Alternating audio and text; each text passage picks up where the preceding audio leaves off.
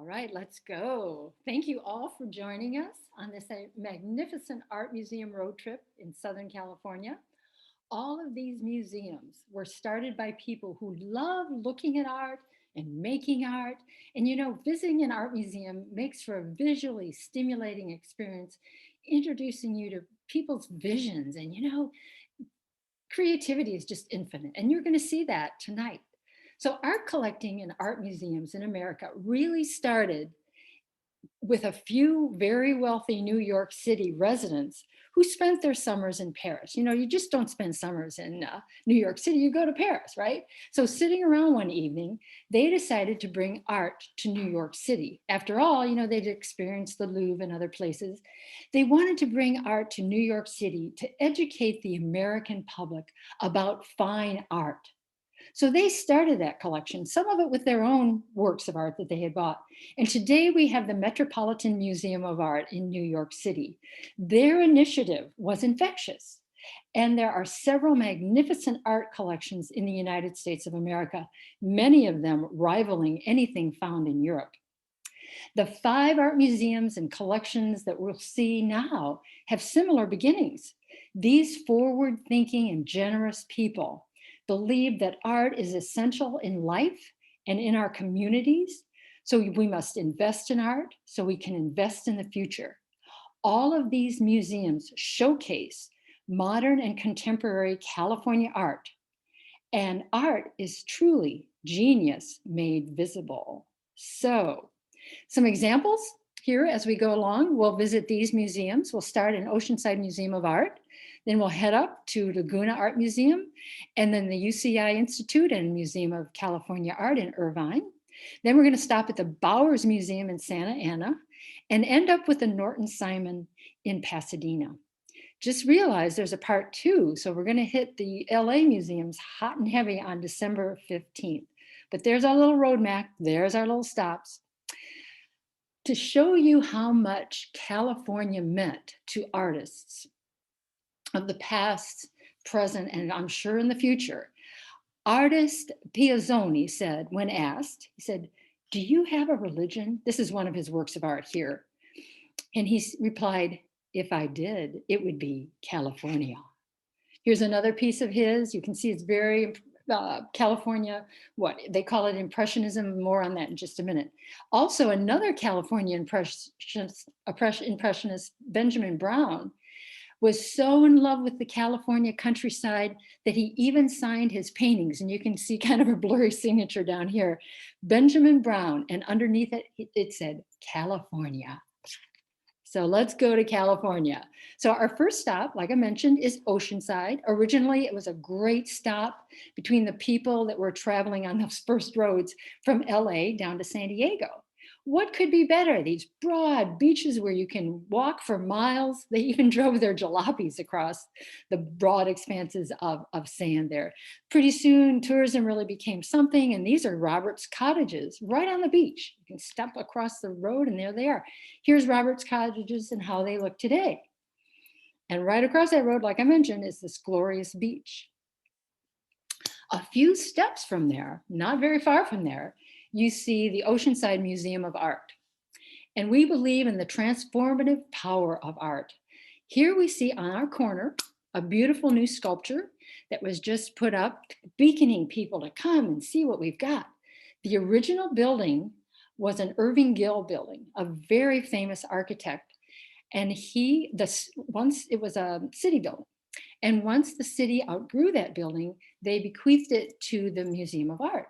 And a really determined, forward-thinking group of individuals said, this town, Oceanside, needs an art museum. And indeed, these few people made it happen. They raised the funds, they curated shows, they started an educational program. And there you can see the Irving Gill building there on the left. On the right, then, in 2008, we had Frederick Fisher design this ultra-modern, contemporary gallery space, many different types of gallery spaces, wide open, some are small and intimate. It's like a dancing space. You can just go all around to all these incredible rotating exhibitions. They're inviting and And sometimes the exhibitions invite you to think, but they're always beautifully curated. So let me take you through a few of those exhibition spaces. We are dedicated, of course, to Southern California artists, many local artists. So our galleries, like I mentioned, changed quite a bit. We invite school children in to look at this art, contemplate the art, talk to them about art, have them do their own art projects. We also have an educational program for adults, but this is the sound of color. This was a tremendous exhibition highlighting the very strong talents of autistic people. It was just awe-striking what a wonderful exhibition that was. And this was our 20 Women Artists exhibition. They show every few years or not, always astounding works. We always have an opening exhibition inviting the community in to celebrate creativity. Current exhibitions now are a couple of fashion artists, as well as a hamburger artist. These hamburgers are huge. They're juicy. They make you hungry. Even if you're a vegetarian, you want to eat it. Anyway, it's a lot of fun to see what these artists can come up with. Recently, there was a plein air festival where we had hundreds of artists painting outside all over the area. We had a wonderful show with sails, and you're seeing the winner here on the right-hand side. Beautiful use of color. This is right down the street from where I live, actually. She caught that incredible color of a sunset. So we're also known for its parties. Our main gallery opens up to a terrace where there's always great food, lots of bands and food and drink and just celebrating the arts. So we combined everything: music, art, dance, theater. I just wanted to highlight this particular show that was last year during the pandemic, October of the pandemic, and it was called Night of the Living Art. Usually we have a big party, but we did a Zoom online fashion show. And this is one of the artists, Melissa Meyer. These are all porcupine quills. She also did these other wheat dresses. And this artist did some very unique, eclectic fabrics and patterns. And you can see a face there and the long fringe. Just amazing what these fashion artists came up with. And here's a model that's being dressed in a popcorn dress before she goes out on camera. So it's really vital. It takes lots of people to do this, but it's very appreciated, their creativity. Like I mentioned before, we give workshops and lectures, artist talks, we have Artist Alliance. It's vibrant. The staff works very hard to make sure all these things are just perfectly done. I invite you to come to Oceanside on a Thursday night. We have an outstanding market that features food from all over the world, actually, everywhere from Ethiopia to corn on the cob, whatever. And we also, on one Thursday night a month, we present what we call the Taste of Art. So in a 2-hour session, we invite you for food and drink, and then we try to motivates you to do your own artwork. And the results are just stunning. This is a workshop that we did inspired by Caravaggio. This was done in less than an hour and a half, actually. These two were also done in less than an hour and a half. We had portrait studies, we had collage studies. Just the talent in this area is amazing. People don't even know how great they are until they take one of these workshops. So once you leave OMA, you can go back to the beach. And there are two incredible beachside hotels, the Seabird and the Mission Pacific. This is a scene at the rooftop bar on top of Mission Pacific. You would not even know you were in Oceanside, California. It's really a vibrant scene now with all kinds of great restaurants and chefs that are just vying for national attention. They're doing such an excellent job, very creative. Accommodations at the Mission Pacific and a Seabird, and also one of their hallways is a dedicated gallery to Oceanside Museum of Art, our permanent collection. But as you can see, these are interiors. Public and private art spaces are filled with art spaces. These pieces were actually curated by the Oceanside Museum of Art, And there's a little snippet of Oma West. So there's our three pieces from our collection. But then also you can see in the lobby, these are all Southern California, rather local artists that were commissioned to do these works of art for the hotels. So you feel like you're in an art hotel, an art gallery. It's just so much fun to walk through. And around town, like I mentioned, these gifted chefs. One I wanted to mention on the left called Blade 1936. That building also was designed by Irving Gill, the original building that we started in. And it used to be the newspaper, and it was called The Blade. Well, you can imagine what kind of newspaper reporting they did. But now it's a wonderful Italian restaurant. And then on the right, we have Matsu, a very new restaurant that caters to very sophisticated tastes, but it's just a lovely place. Again, you transcend time and space in these restaurants. They're just culinary delights. All right, so let's keep going up the coast. Let's go to Laguna Beach. Laguna Beach has a very long history of art and artists that paint the shoreline and the golden hills of California that surround the community of Laguna Beach. You're going to see this beach in many different paintings by many different artists.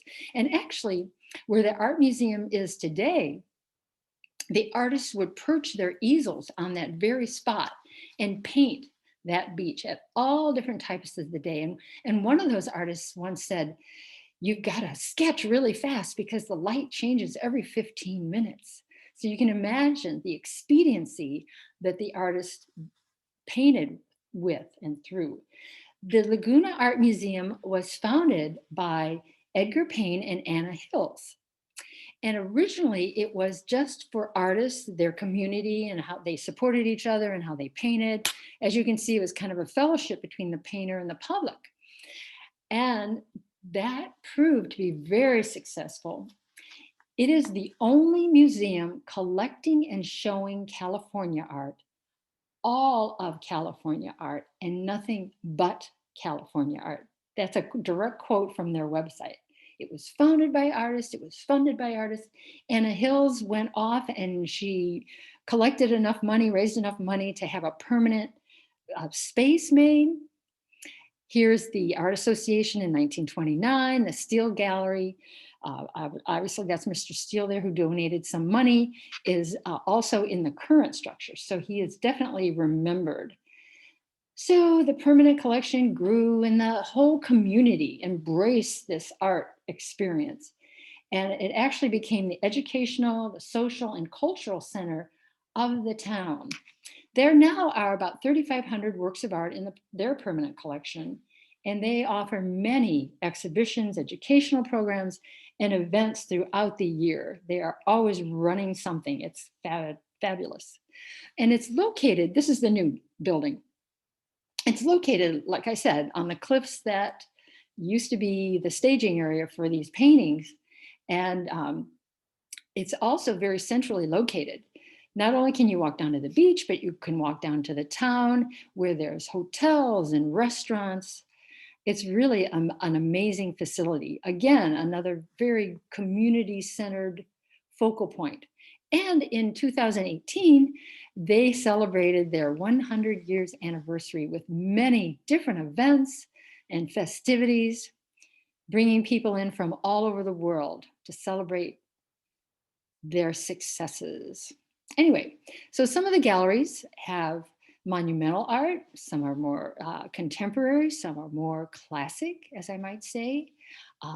This is by Anna Hills, one of the founders and the lady who raised lots of money for that initial museum. It's called After the Storm. As you can see, Anna was focused on the mountains and the sky. I love her blending of warm and cool colors. She's got that orange down below and she's got that blue up above, and you can just feel the atmosphere of the mountains. Just gorgeous work of art. But they also have some very contemporary art as well. Wayne Thiebaud, he's usually known for his thick application of paint and food paintings oftentimes, but here he does a lot of landscaping. They recently had an exhibition by Wayne He's still alive, by the way. I think he's 104 or something. I don't blame him. I wouldn't give up his life either. Here's another older piece by another female, Virginia Woolsey. What I really like about California Impressionists, and there were a lot of them, but the men and women were on equal footing. There was no discrimination. You know, when you go back to the East Coast and you hear about East Coast artists, the women were considered maybe second class citizens. They didn't get as much notoriety. But out here in California, those women held their own, which I really appreciate. So there's a lovely painting. Also, Franz Bischoff, who was really, what do I want to say, one of the forefront runners, promoters of California art.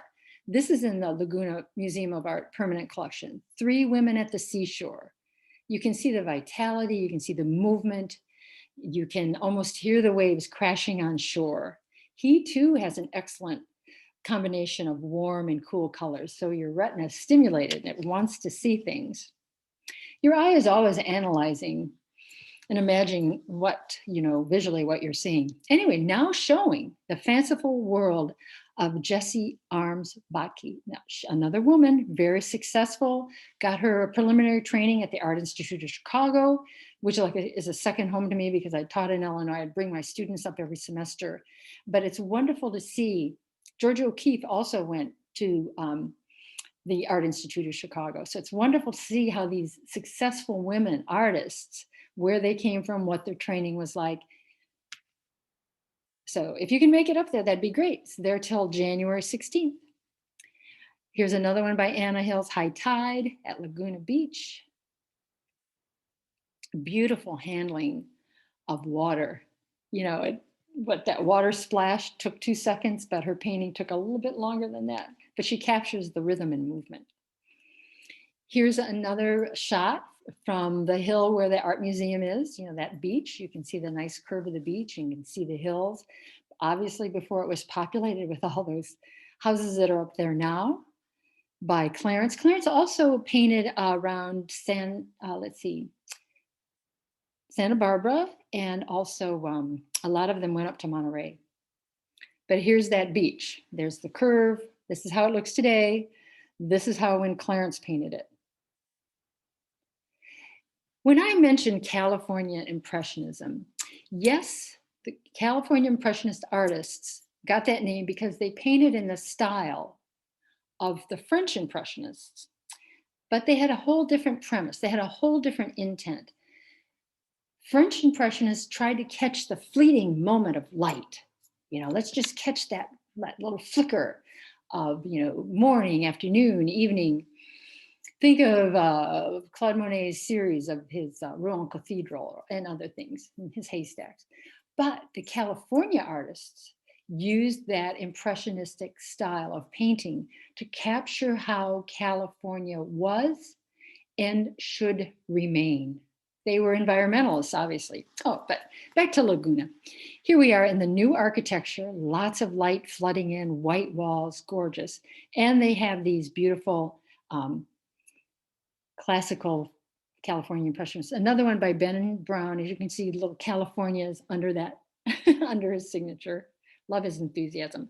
But they've expanded their collection, so they have obviously contemporary artwork.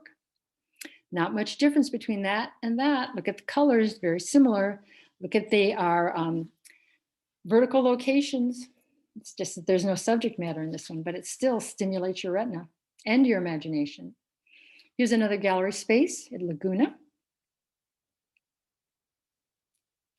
And if you get hungry after looking at all that art, right next door with beach views, with dining rooms overlooking the ocean, you can go to Las Brisas, a wonderful restaurant, seafood, wide variety, wonderful staff.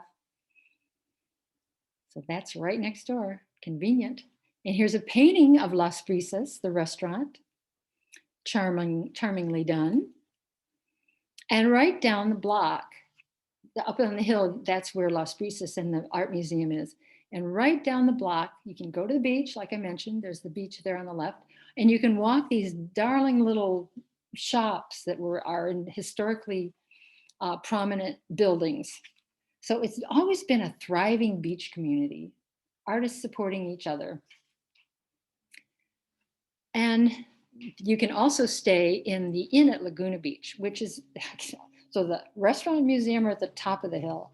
The Laguna Beach Inn cascades down the hill right in, again, to the beach and that downtown area. So everything's very convenient. Now, one of our favorite places to eat on the way home, of course, is in Crystal Cove State Park. It's a state park. It has cabins like you wouldn't believe. You're right there on the beach. It's great. We've never stayed there, but we have eaten at the Beachcomber. The Beachcomber at Crystal Cove. Look that up. You'll just want to eat there. It's so much fun. It's right on the beach, like you can see. And the staff is delightful. The food is delightful. And you just leave feeling like you've really done something that appeals to all your senses. Okay, moving on, we're going to go to Irvine. Irvine was the first California planned city. And as you can see, it's kind of all laid out here. This was way back, in the 50s, maybe after the World War. And you can see the beautiful coastline. You can see the ocean. And we're going up north now. We're heading toward LA. Here's Irvine today. It's an industrial, cultural center. There's lots of activity. And there's all kinds of corporations represented there in those large buildings. But they also have a university there, and the university has melded two massive collections of artwork. They are working on raising the funds for a new, very large museum to house over 4,500 works of art that have been donated to them. So they're going to blend these two collections in the new museum of California artists and others. And when we were there, I saw some of the most beautiful California Impressionist art I have ever seen. It was really amazing. And it looks so fresh and clean. And it just looks like they're just painted. And we live in this gorgeous landscape, and they've captured it. They also have some contemporary artwork. As you can see, these will be on exhibition. Since they're in a much smaller space, let me go back to that. Since they're in a much smaller space at this time, they rotate their collection. So maybe they'll only have 30, 35 pieces up at a time, but they always choose the jewels in their crown to show you. It's really quite incredible. So this will be the museum to visit as soon as they are finished. So let's keep our ears open for that particular time. So they have abstractions. They right alongside of some beautiful landscapes. They also have a conservation area. They have an education mission. They're doing it all. But these are some of the pieces that we have seen. This is called Scrub Oak by John Bonfrancisco. The amazing thing about this piece is that light cascading down from the left top is iridescent. When you see it in person, you really believe that there's a light behind it. This artist has really captured that incredible, very unique California light. The only other light I've ever seen in California, Arizona, New Mexico is in Tuscany in Italy. The light is so different in those places, and he has captured that. Now, this is one in their collection in Irvine. This is one by Anna Hills. It's nice to see that she was collected as well. And so this is San Giorgio that she did. Now, another very prolific female Californian impressionist was Agnes Pelton. Agnes did these kind of transcendental, kind of eerie, surrealistic, dreamlike pieces. These did not sell at all. What Alice had to do to pay the bills was do this very specific kind of California Impressionism. There was an exhibition of her work last time we were in the Palm Springs Art Museum. Her work was astonishing. It was beautiful. Who wouldn't like that? But this work was incredible. You could see her insights, not only to California and landscape, but her imagination. But as I've said here on my screen, when she died, she lived in a little hut so she could go out early in the morning and paint, the landscape and these things. They couldn't even give her work away. In fact, there was some of her friends were having a garage sale, and a lot of this type of work was selling for $10, maybe $20. Some of it they couldn't even give it away. Let me just say, whoever bought that work have made a really good investment. But that's her legacy. But she painted from the heart. I don't think she really cared about making money from it at all. John Gamble is another incredible piece that we saw there, and this slide does not do it justice. That orange just screams out at you, and you feel like you're in these poppy fields. You can see that he did it in 1939. Another thing I really appreciate about their collection is not only did they have female painters, but they have female sculptors as well. And so this one is done by the very famous sculptress, Ruth Asawa. She was in California, and her work is in any contemporary art collection that has any value has a Ruth Asawa. She was known as an artist and an art educator in San Francisco, and actually they have sculptures and fountains dedicated to her memory. So look for Ruth Asawa next time you're at a contemporary art museum. Red and Green by James Budd Dixon. So I'm just showing you some abstractions as well from their collection. I particularly like this one by Lee Mulliken. It's Untitled, it's called, but the California artists moved to more progressive themes. California Impressionism kind of went out of vogue for a while. It's back though. And so they started to do these spontaneous process pieces that reflect the rhythm of music, perhaps. But this particular artist was influenced by the weaving of the indigenous people. And you can see it does kind of look woven and tactile. They're also known for flux paintings. So this artist, this dynamism, this artist and other California artists didn't want to,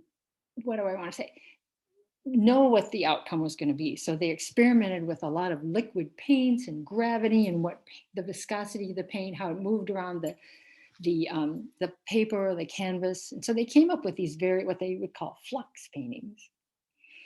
Here's Suburban Nightmare. I mean, I'm just showing you this to show you the diversity of their collection. I can't wait for that new museum to open.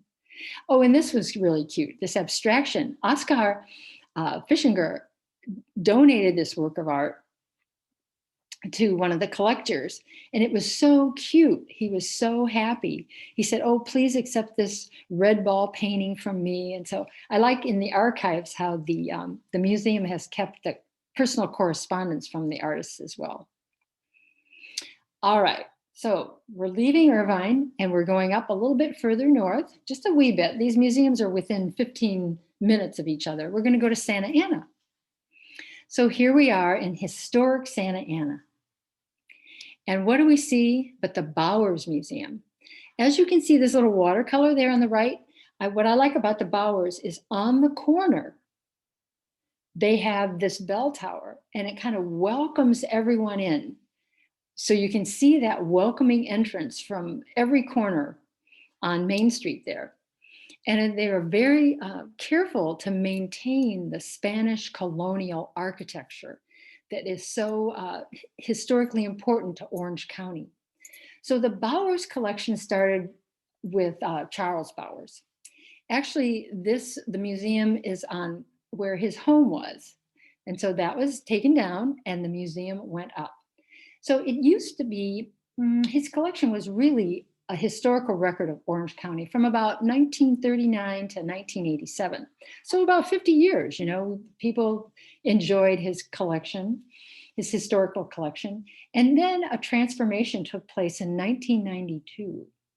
And it expanded the museum by 6 times. It really grew very large. And then in 2007, as you can probably tell down here toward the right, a more modern extension of 30,000 feet was built because they have over 90,000 artifacts that span all cultures and all times. It's just really, quite amazing. But you walk in through that bell tower door, you have this expansive courtyard. You can probably imagine all the nighttime events and festivities when it's all lit up. Then you go into the museum and they have, oh, what do I want to say? They have a cafe on one side, they have a wonderful gift shop on the other. You go to the information desk, straight on is the special exhibitions gallery. Right or left, you can't make a mistake. There are so many things to see um, and enjoy. So many people, after Charles Bowers, of course, donated a lot of their work. But here, this Bowers started this kind of California bounty.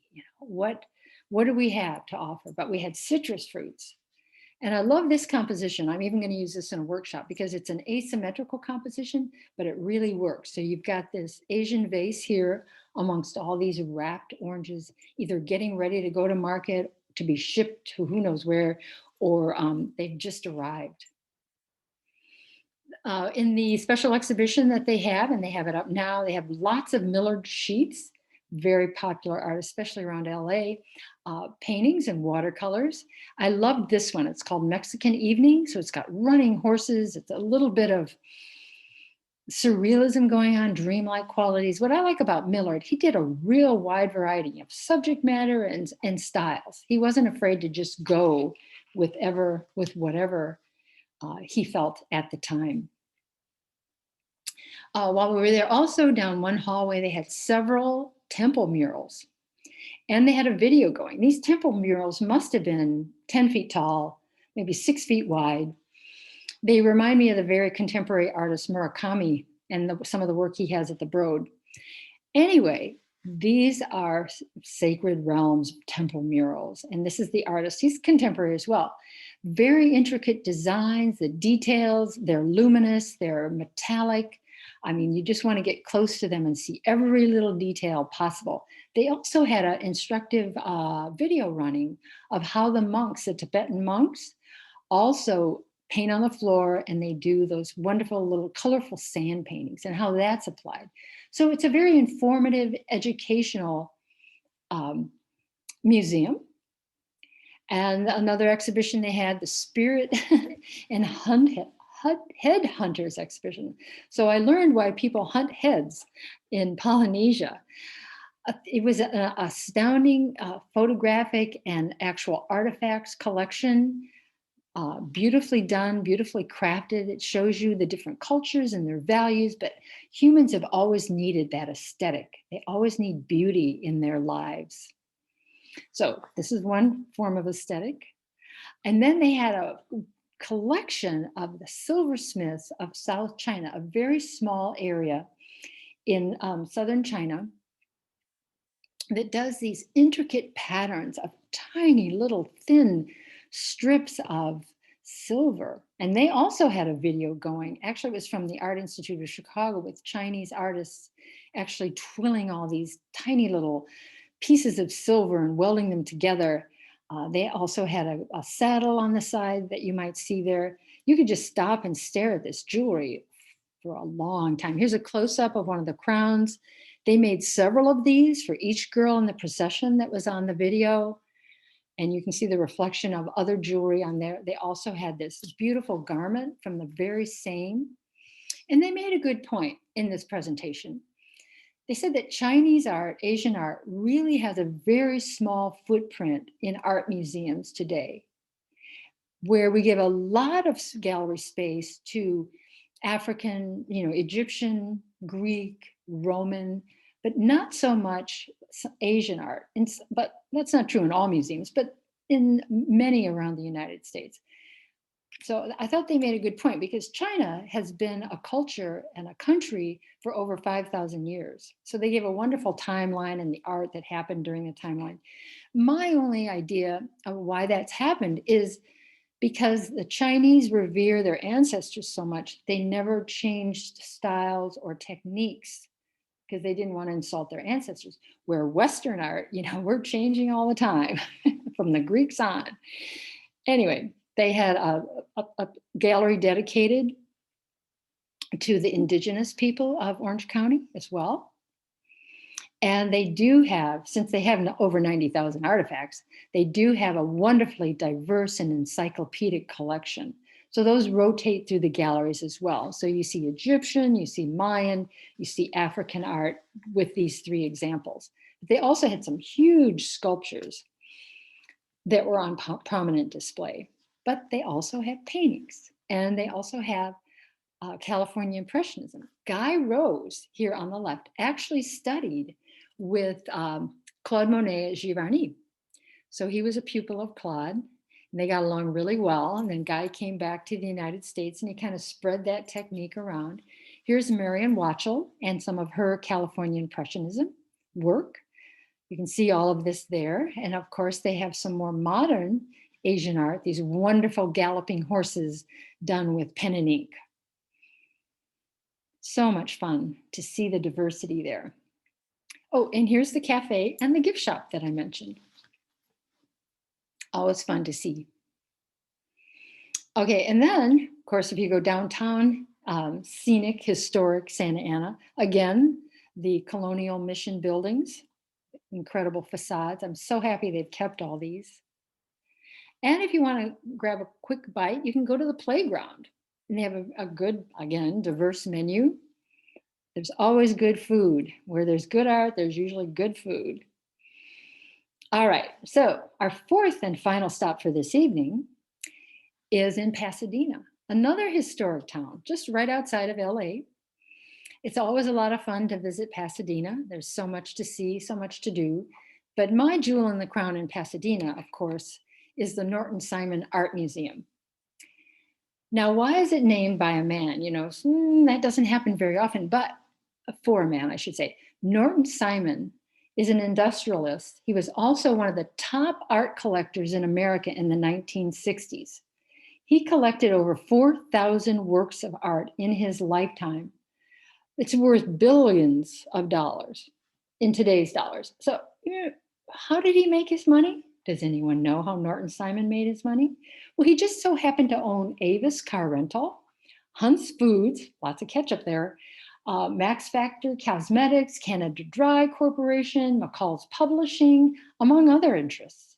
So he had a lot of money. Well, the Pasadena Museum of Art was in trouble. Well, let me show you the history a little bit. This is how the Norton Simon looks today.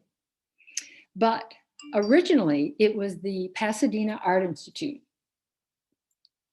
And we had some, wealthy people and donating art and showing art, and it brought the community in. It was a thriving area. And then they got even more money, and they wanted to make the Pasadena Art Museum. And so here, this is the land, this is the future.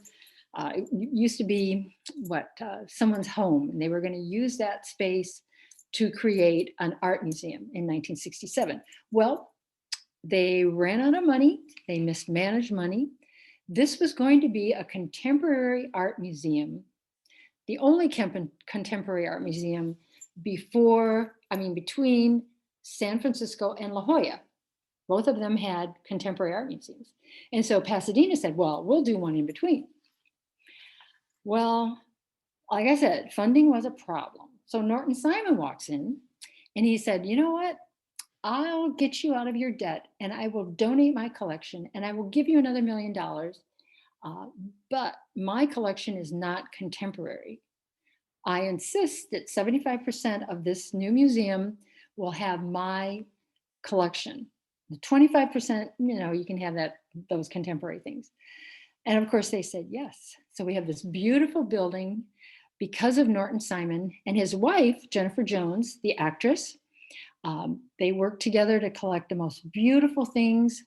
And as you can see, he was all about looking at beautiful things and art and how you don't even need formal instruction for it. But anyway, in the whole collection, they have over 12,000 works of art spanning 25,000 years.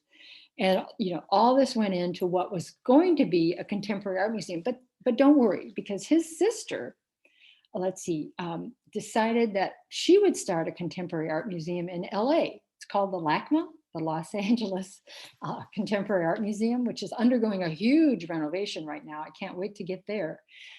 So good things happen no matter what. It's like dominoes. But as you can see, Norton Simon collected Degas, Monets, Cezannes, Picassos, Modigliani's. He was just an amazing, he had a great eye for beauty. Maybe that's why he married a Hollywood actress. I don't know. Anyway, so as you go through these galleries, though, it's so much fun because the way it's curated, you can see there's space between each work of art, and he's got Degas, little ballerina sculpture against the ballerinas behind him.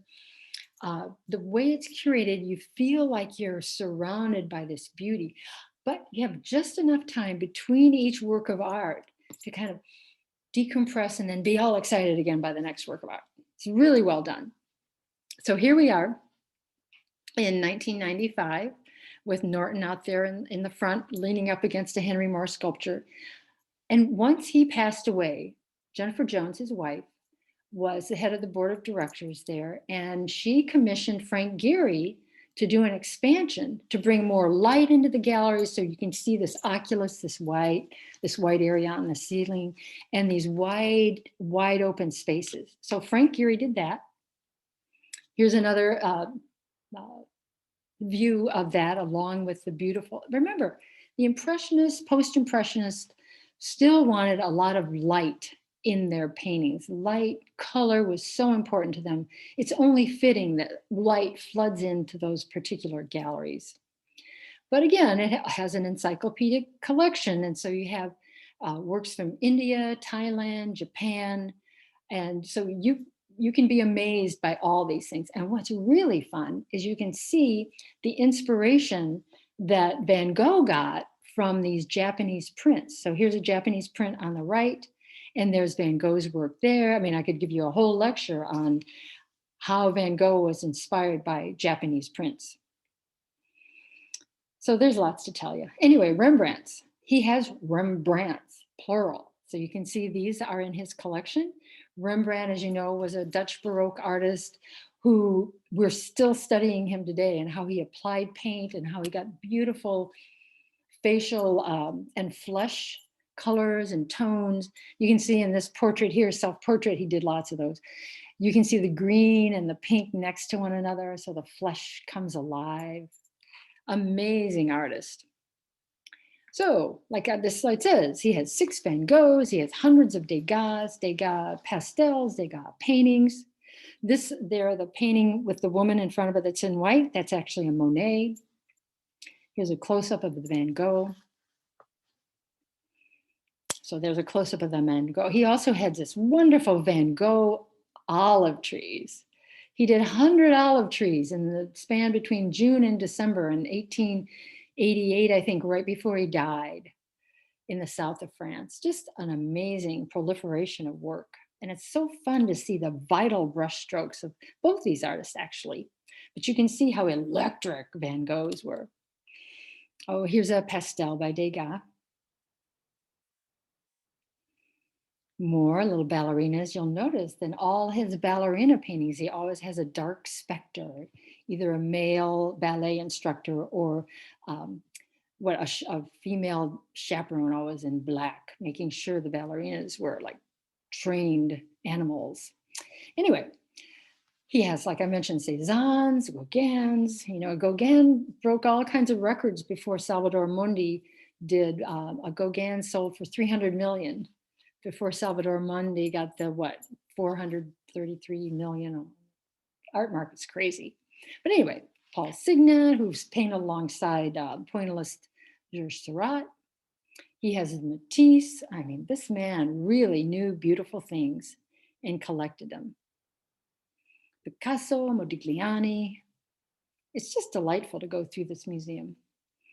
And then, as time went on, and of course, Jennifer Jones knew a lot of these artists and they liked her, they said, oh, would you like some more contemporary art? What's she going to say? When Sam Francis offers you one of his murals, what do you say? You say, well, thank you very much. So we have this piece, and you can see how large it is. So modern artists like to envelop you, put you in an environment so you kind of get lost in the colors and shapes. So anyway, Sam Francis is a great artist. So is Alexander Calder, Helen Frankenthaler. So you see a lot of wonderful um, representation of all kinds of artists, male, female.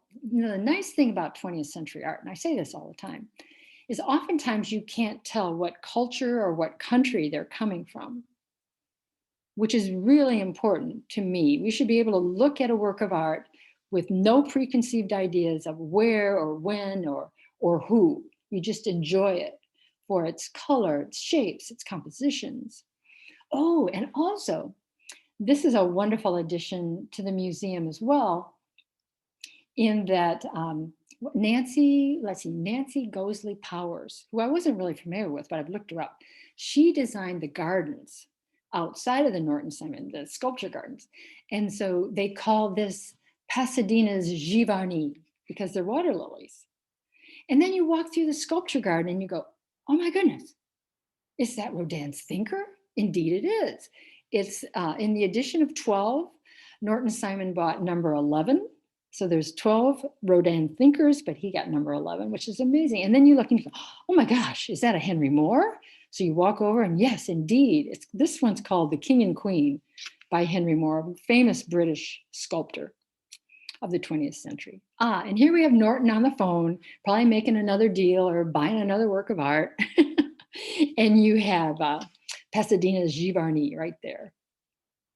It's really a wonderful place. It's so much fun to bring groups there. And then a short walk down from the museum, which is on the corner where you see the Tournament of Roses parade every year. But short walk down the other way is Pasadena's historic old town shops and buildings. And every one of those shops are on a historic register, but they've converted them now into things like the Banana Republic and Tiffany's, which is okay. And then here's City Hall. Beautiful architecture throughout Southern California. And if you need something to eat, you can always go to the Parkway Grill. The Parkway is just kind of like an old standard classic restaurant with a great menu, great service, linen tablecloths. It's a lot of fun to go there. And you can see that they have art on their walls as well. And here's some pieces on the menu, beautifully presented. So, oh yes, my favorite here, save some room for dessert, 21 choices. It's a wonderful shop, lots of fun, great choices. They make any type of ice cream you want right in front of you. And so, with ending with dessert, naturally, next lecture, next road trip, December 15th, we are going to the more LA museums. This is the shot of the Huntington. We're going to make a little stop at the Huntington. You can do the Huntington and the Norton Simon together. They're very close to one another, but there's so much to see in both. I recommend you make 2 different trips. So on the 15th, the other road trip, we're going to stop at the Huntington. Then we're going to go deep down into LA, and we're going to go to the Magnificent Broad by Edie and Eli Broad. Contributed so much money to make their collection a permanent home. And so the Broad is downtown LA, and this is its architecture. They hired a female architect to do both of their museums, one on the Michigan State campus, and then once downtown LA. The Broads are also responsible for the Disney Concert Hall and the pavilion at the new LACMA. Anyway, so we'll visit the Broad, and then we'll go right down and across the street to the Museum of Contemporary Art, or the MoCA. Then we'll venture out a little bit and we'll go to the Getty Center in the hills, and we'll also go to the Getty Center on the beach. So I hope to see you all then. Thank you very much for your kind attention. If you have any comments or questions, please let me know. And Adam, back to you.